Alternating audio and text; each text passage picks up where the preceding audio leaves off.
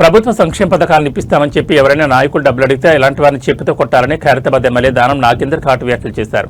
ప్రభుత్వం అమలు చేస్తున్న సంక్షేమ పథకాలు అర్హులైన లబ్ధిదారులకు ఎలాంటి సిఫారసులు డబ్బులు లేకుండానే అందుతాయని ఆయన స్పష్టం చేశారు.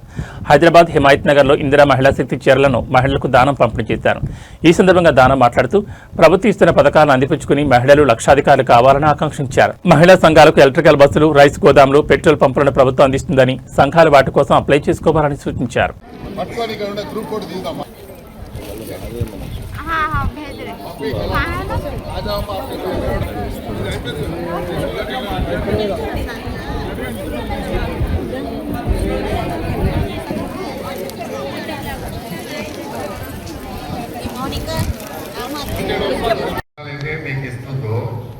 చాలా మందికి తెలియదు.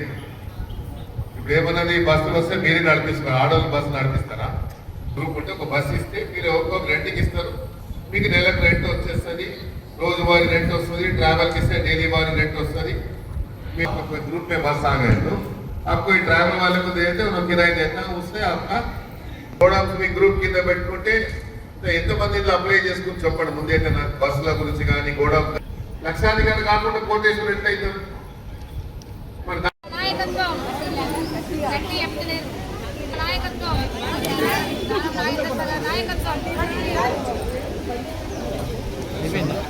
ద్వారా మహిళలందరినీ కూడా కోటీశ్వరులు చేసే కార్యక్రమంలో భాగంగా ఏదైతే ఇచ్చారో ప్రతి గ్యారెంటీని కూడా అవలంబిస్తున్నాడు.